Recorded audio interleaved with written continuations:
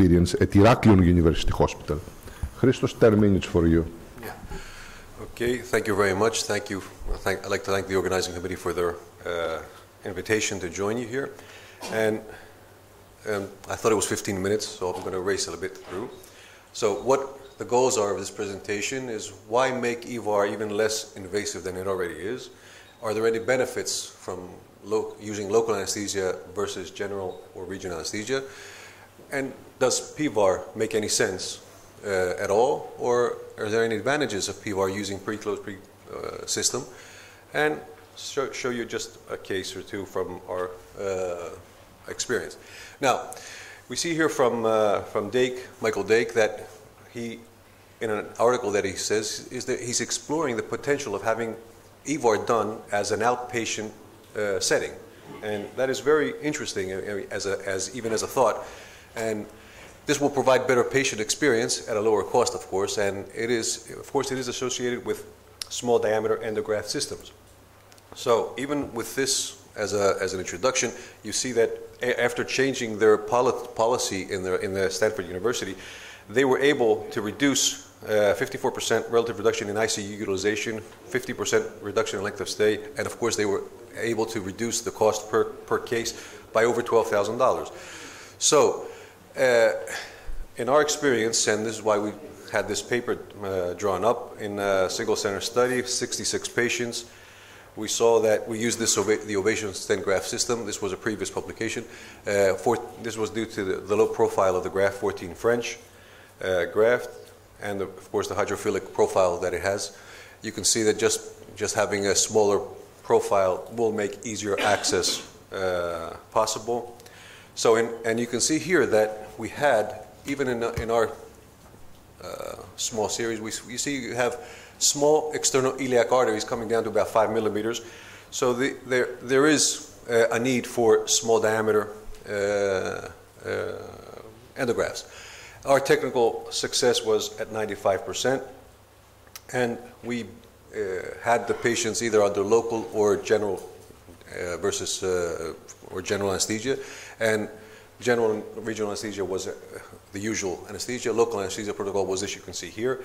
I should mention that monitoring was done by a nurse, a qualified nurse, and of course by the surgeon in the intervention suite, and anesthesia was not present.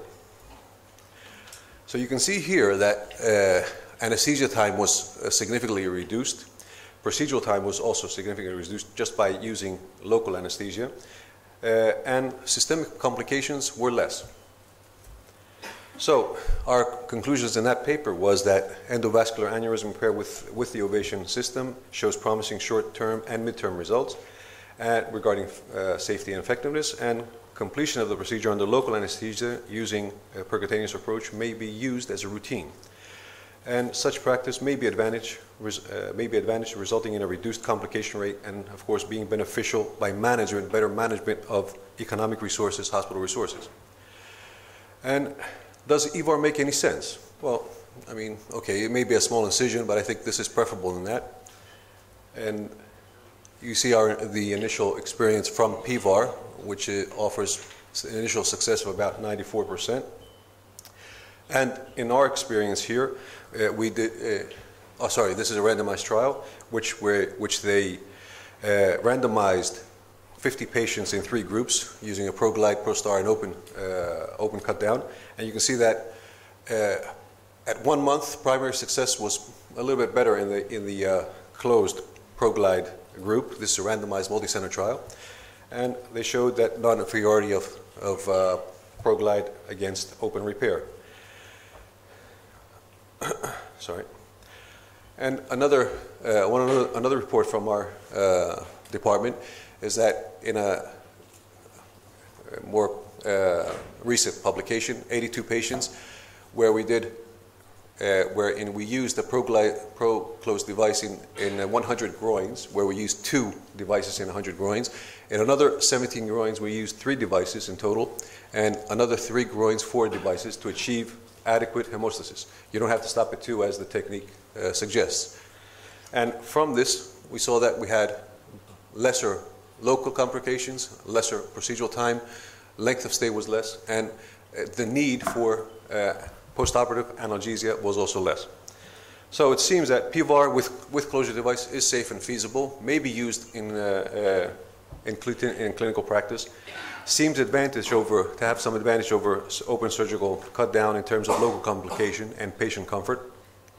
Significantly reduced procedural times and total length of hospitalization.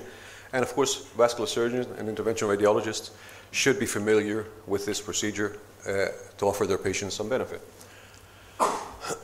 So indications for PVAR, of course, are the classical indications. This has dropped now, having less to around being a little bit above 5 millimeters, due to the low profile of the system, and lack of circumferential calcification and any kind of plaques that may disturb your site of access site. Of course, now that using the ultrasound, you can go by that. The per-close device here, 5 French micropuncture set. You can, after puncturing, you add 2 per-close devices, one at 10 o'clock and one at 2 o'clock. And as I said, under ultrasound guidance. And you have the setup. Click the suture in place. And you'll wind up with this having 2 sutures on each side and your device implanted. And after the procedure, apostosis is achieved. The patient can get up and walk at the same evening. Now, even from the pivotal study, you also heard some information before. You see that they had almost 43% was percutaneous access. We've now moved that up a bit and gained about 75%, as you see. So our initial experience, which we published in collaboration with Carafiello in Italy, we see that we had both initial and midterm results was about technical success was 100%, and 2-year follow-up was again 100%. Endoleaks here, no type 1, 3, 4 endoleaks, only 33% type 2 endoleaks from this commutative group. And if you see this paper, which has all the known published series up till now, you can see that using the device is about, if we exclude this one, which is 89%, ranges from technical success ranges from 97 to 100%. And in the paper that I presented before, our experience, we have a technical success now having 82 patients of 98%. Mean follow-up, 21 months. So percutaneous AVAR is easier on the patient. It offers shorter procedure, smaller access, faster recovery, and may have some cost benefits, lesser hospital stay, less utilization of hospital resources. And you can see all these benefits, both patient benefits, physician benefits, and hospital benefits, both from having a percutaneous access and quick movement and of the patient in and out of the hospital, both from time, anesthesia time, blood loss, patient comfort, of course, patient satisfaction, and no ICU use. So in conclusion, ladies and gentlemen, EVAR should be made less invasive. PVAR can add to success quality and possible cost savings, and smaller profile devices do have a distinct advantage. But of course, we do need more long-term data. Thank you very much. Thank you very